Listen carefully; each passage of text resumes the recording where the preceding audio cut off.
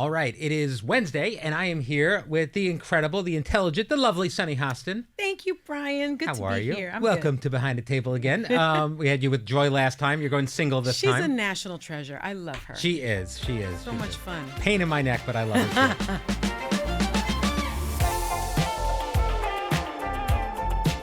So it was very interesting today on the show. We started with this Kash Patel hearing. There's another one going on right now that seems like it's almost as explosive as yesterday. It was very fiery, and people were pointing out you on the show were pointing out the reasoning behind Epstein co-conspirator Ghislaine Maxwell being moved to a minimal security prison. Yeah. It doesn't make sense, especially for me, someone who's been in that system, because when you prosecute a case federally, oftentimes the defense attorneys will come to you at sentencing or before sentencing and say, this person wants to be close to their family. Is there any way that the government, or the U.S. Attorney's Office will recommend to the judge where the person goes? And they've also made that sorts of applications to the judges. And we all respond the same way. I'm sorry that the Bureau of Prisons gets to decide. The Bureau of Prisons is run independently from the FBI, from the U.S. Attorney's Office, from the judiciary, and who knows where the person's going to go. That's just how it happens. Right. So for Ghislaine Maxwell to have been transferred to actually a prison that has very, very minimal security and is just not fit for a pedophile, someone who's been convicted of horrible crimes against children and young women, someone had to have pulled a lever. Right. It just and for the timing of it to be right after she agreed to meet with them for 2 days, it doesn't happen. So for Kash Patel to say the Bureau of Prisons did it without saying more, meaning the FBI director or the president, I'm just speculating here, someone with the power to force someone at the Bureau of Prisons to greenlight that kind of transfer had to have done it. And we don't know. We're just talking about it. I'm speculating, but it is very different than actual protocol. Yeah. I used to know the person that headed the Bureau of Prisons. Now, somewhere would there be paper trail on this kind of thing? You would think so. There should be. There should be. But it's so unusual. It makes it's me just wonder, not done. So maybe there is no paperwork because it's not supposed to be done. We've talked a lot about your career and the way that you had a sliding doors kind of moment where, you went from being a lawyer to being on television, and it almost didn't happen, and it did. Yeah. I wonder sometimes if you were still a practicing government lawyer in this administration, in this world, what do you think would happen? It would be really hard for me. I have a lot of friends that are still federal prosecutors. Many of them have decided to take retirement packages, believe it or not. And remember, I was at the U.S. Attorney's Office in D.C., where Jeanine Pirro is now the U.S. Attorney. I do not think I could work in that office today. And it brings me no pleasure to say something like that, because that was the best job, no shade, Brian, it was the best job I've ever had, representing the people of the United States of America, prosecuting sex offenders, child traffickers. Fulfilling in a lot of ways, I'm sure. It just, I really felt like I was doing something that was really important for the world and for individual people and helping survivors of sex abuse. I remember every single survivor that I worked with, and I don't think the mission is being led appropriately anymore. But it's interesting because there is also the school of thought, I think, that in a situation like this, to stay where you are and try to... Well, that didn't work out very well for people that worked in the Trump administration. They thought that they could keep the wheels on the bus, and they couldn't. And for those that work in the administration now, they're just kind of going along. Everyone's going along. And for someone like me who doesn't go along, who is very principled and stands up, I don't think I could do it. True, although you can make the case that there were more guardrails in the first administration than there are now. But I there suppose. were some, but this is the same person. He said the same sorts of things. At this point, you know what you're getting into. Yeah. You kind of do. All right. Well, speaking of what we've gotten into, we had a big announcement on the show yesterday. Yes. We just announced that former Vice President Kamala Harris will join us on The View in 1 week to discuss her new book, 107 Days. Yes. Now, we all know what was happened the last time she was on our show last year. Do we all know, We all Brian? know. We all know. We had her on, and There was a question that you asked that was turned into a Republican. That's gonna haunt me for the rest of my That was turned into a Republican campaign ad. Am I the cause of the failure of democracy? Somebody compared it today backstage to the famous Sarah Palin question about what newspapers do you read? Yeah. That was Katie Couric. Yeah, that was Katie Couric. These are things that kind of hang around. What are you looking forward to hearing from her this time? The book is interesting. The book is very interesting. I finished it yesterday. Mm-hmm. I would like to revisit the question, actually, because she writes about it in the book. And I think it has stayed with her. It certainly has stayed with me since 3 different people have written books about it and have called me. People have called me to You're going to be in some comments. indexes. Yeah. And what I will say is this. It was not a gotcha question. It wasn't meant to be a gotcha question. I'd seen Biden's approval ratings. I knew she had to distinguish herself from him, not distance herself, but distinguish herself from him. What would she do differently? And I thought the answer I was going to get was the following. We have had many, many wins in this administration. It's been one of the most successful administrations in our lifetimes. In the history of presidencies, we have passed an infrastructure bill. We have a record unemployment rate. We have A, B, C, D, E wins. I'm going to build on those wins, but I am not Joe Biden. I am the child of immigrants. I am a woman. I am a woman of color, and I'm going to see things, of course, differently. I am a former prosecutor. I'm going to be tough on crime, but smart on crime. I'm going to help people's lives. I'm going to bring the soul of America back. I mean, whatever. But wouldn't that have been a drop the mic moment? That's what I wanted for her. That's what I expected. I did not expect not a single thing comes to mind. I just didn't. And I certainly didn't intend her to disparage the president. No.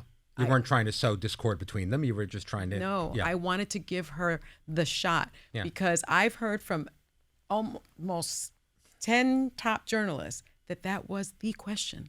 Listen, I think it was the most important question that she needed to answer. It was a fair question. It was an important question. It was the question. I don't think you should have any regrets about asking it. I have a lot of regrets. I wish I would have never asked it. Well, I will say this. I think it was an important question. I would go so far as to say that in the future, when we have the next people running for Democratic office, I think that's a question you have to ask all of them. How would your administration be different than the last Democratic one? I wish I wouldn't have written the question. Yeah. Honestly. Okay. Well, you did. Here we are. All right. Now, moving on to some other fun things. Yesterday, you revealed on live television that you used AI to help you get out of a fight with your husband, Manny. I did. Did he find out about it yet? No, he doesn't watch the show. Wonderful. And the great thing about it also was that his best friend's wife texted me and said, "Oh my gosh, I'm going to use it too. But don't worry, I won't tell Manny." Oh, there you go. So I don't think he's ever going to find out. But I've got to tell you, we definitely speak different love languages. We've learned that, As do me and my wife. Yeah, we do. And I'm, he's very sensitive as a person. And I'm less sensitive. And so when I say something, I just cut to the chase of it. You know that about me. Yeah, I do. And I there's no intent behind it. There's no malintent. And so when I said, stop doing that. He's been leaving stuff on the passenger side in the car seat for 30 years. I'm tired of it. Our first date, he picked me up and he had crap on the seat. And I didn't say anything, but I was 30 years later. I remember it. And so I finally said, stop doing it. And he was really upset because he had actually charged my charger and put it on the seat for me. And I snapped at him. And honestly, I didn't know how to fix it because he was so upset. You made an effort, though. I actually think you deserve credit for making the effort. To type, right? I typed it in. I did this thing. My husband is sensitive. And how do I fix it? And please draft a text for me. And it was perfection. And his response was, "I love you," afterwards. How about that? I think that's very sweet, and I think you tried, and I would appreciate the effort. I use it a lot now. It's very good. I think it's a tool. I think it's if you use it the proper way, it's a great tool. I rarely Google. Maybe it knows too much about me now because I'm like. Well, that is the test. What you should do is ask them everything they know about you. it knows a lot. It knows a lot. It knows a lot It's about taken a me. lot. I mean, you're a public figure anyway, but even without that, you've given it a lot. Yeah. Yeah, that's the thing. That's the trick. It knows a lot. Someone commented on our Instagram saying Manny definitely used AI for his return response to you. No. I don't think so either. No. He's that guy. He's the guy that's like, thank you. That was so thoughtful. In fact, we just moved, and there, so we don't have his favorite coffee machine anymore. My favorite too. Yeah, your favorite too. So we don't have one of those. And he loves the cortado at Starbucks with oat milk. And so I left before he did for a change. He usually leaves very early in the morning. And I Instacarted or Uber Eats a cortado to him, very nice. to our new place. And he texted me, "Oh my goodness. That was so I think it thoughtful. was. That's very lovely. I love you so Look at much. that. Have a great day, sweetheart." I'm like, I am freaking winning in this marriage. I think now. this is very good. I I'm am very doing impressed. so yeah. well. Absolutely. Wasn't that impressive? That's really good. And it just came to me. And you're just making the effort, the little things. Yeah. I like it. I like the it. empty nesting is like, I'm winning at it. See, I think I do these things for my wife, and You don't get like the "I love you, thank you for being so thoughtful"? no, not really. I get a thanks. Okay.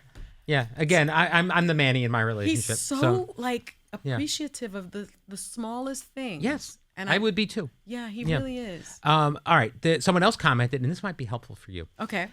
They use ChatGPT to tone down their initial ballistic messages, their initial emotional that would responses. Be good for me. And then it kind of gives Because another you've gotten version some of it. of my. I have from time to time. It's okay. Sorry about that. That's all right. But it's not a bad idea to just run it through once and say, "Oh, can you tone it down?" yeah.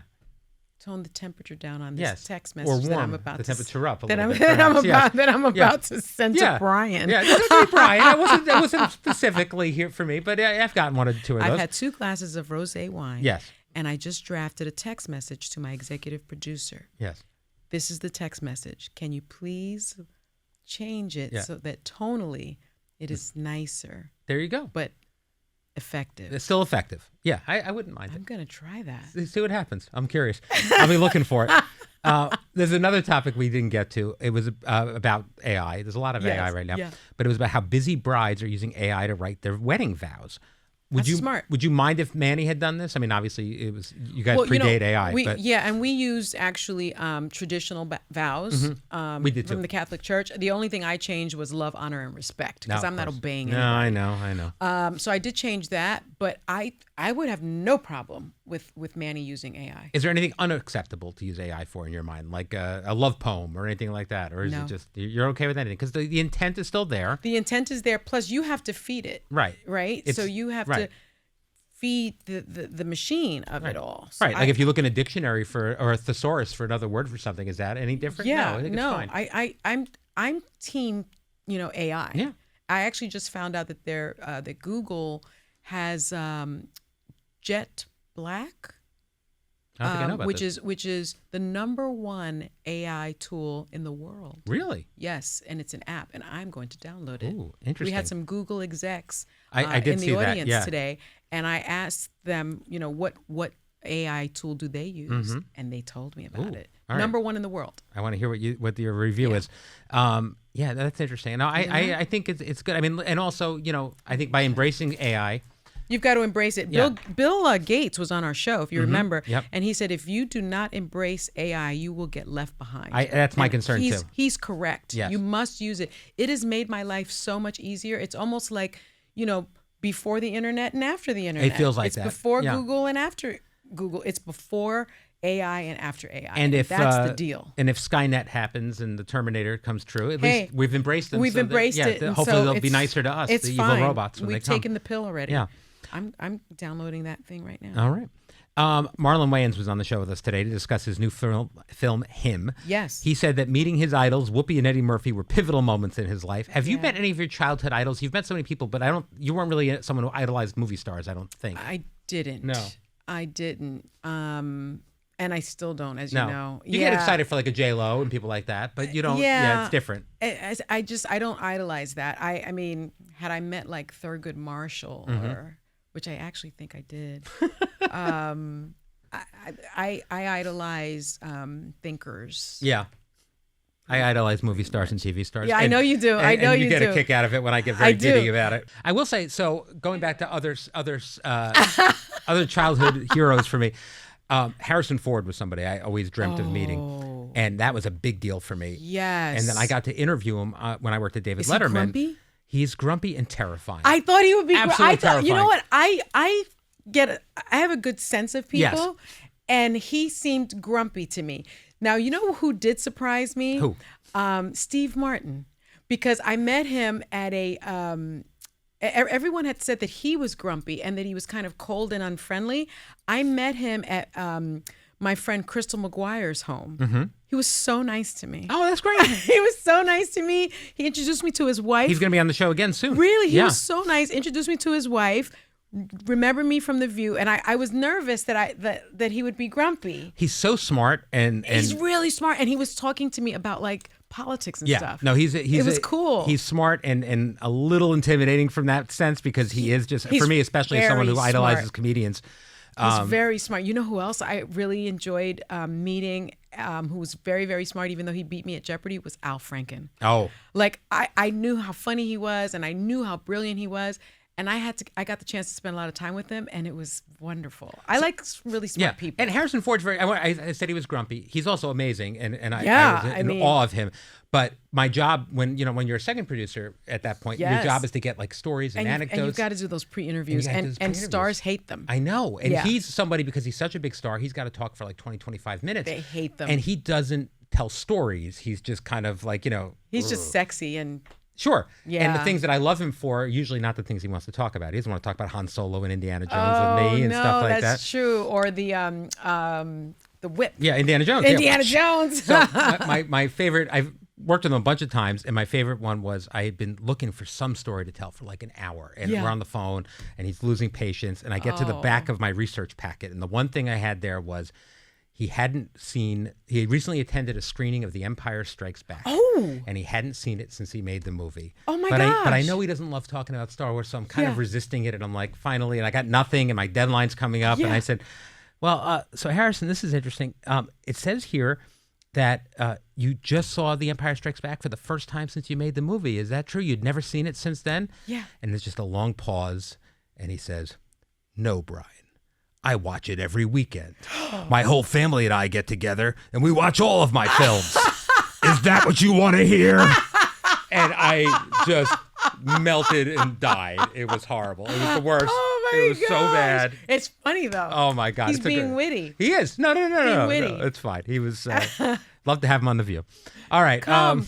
Yes. Marlon Wayans also said that he went back to stand-up after being a successful actor, writer, and producer and director because he wanted to conquer his fear. I know. Now, are there any fears that you have conquered or still have? Clowns. You dressed as a clown. I hate clowns. I know. And you dressed as one on the show. That was big. And I don't like snakes, and you guys poured snakes on top of I did do my that, head. yes. You did that. Mm-hmm. You know, I do have a fear of swimming in deep water. Oh, yeah. I'm not a strong swimmer. You need a cocktail pool. Yeah, I'm getting a cocktail pool. But what I don't know if you guys know this. I started taking swimming lessons again. Oh, I didn't know that. I did because my family, they are really freaking athletic, and Right. I am too. And they like the ocean. They love the water. Yeah. They love the water, and I do happen to love paddleboarding. And I'm just not a strong swimmer, and I don't want my kids to have to jump in and save me, or Manny, and I started taking swimming lessons. And do you again. love it? I don't love it. I'm like a cat in water, but I'm getting better. That's and good. I'm getting more comfortable with treading water. One of the reasons why everyone in my family is scuba certified, except for me, is because I couldn't tread water for 12 minutes. I find that surprising because you're not unathletic. I know. It's a head thing, is what my instructor is telling me. It's fear. It's just a head thing. Wow. And I can float for hours. It's a thing, and so I'm getting better at that. And I may try to get scuba certified so I can Good for you. go with my family. Like we go on trips and they go scuba diving and I can't go. So yeah. So my wife has a fear of like wildlife in the ocean. Like that's Yeah. sharks and things like Shark that. attack. She probably saw Jaws when she was a kid. She did. Even if she thinks about Jaws while in a pool, she Yeah, gets nervous. So exactly. it's Yeah. crazy. It's a phobia. And we went snorkeling somewhere, and we went out, and she didn't go. She stayed on the boat because she asked the captain, Yeah. "Do you ever see sharks?" And he said, "Yeah, every day." And she's like, "I'm not going." And I'm She like, didn't let the kids go. "No, it was just me and her." And she let me go. So I go swimming. I don't see any sharks. We pull over to an island, to like they park the boat in kind of like waist deep water. Yeah. And we're out there, we're having a drink, and we're talking, and with a bunch of people on the boat. And then the captain says, "Shark." And my wife turns to him and says, "Very funny." And he's like, "No, shark." And we turn around, and there's one heading right towards us. Oh no! My wife climbed up the ladder faster than anything I've ever seen in my life. That would be bad for me. Yeah, it was not great for me Do you know either. that Anna Navarro, on her honeymoon to Al, went in a shark tank Yeah. and went diving? Yeah, she's actually kind of... She's very adventurous. Yes. And invited me. I mean, she invited Al invited Manny, Right. but they wanted us to go with them to do To the shark that. diving. No, that Like, would never happen. I would never do anything. No. I'm very risk averse. I would never I do remember. anything like that. You know, I lost money on a safari. Yes. You also refused to ride the wave thing in the Bahamar. I don't want to Yeah. do that. Yeah. I don't like things like that.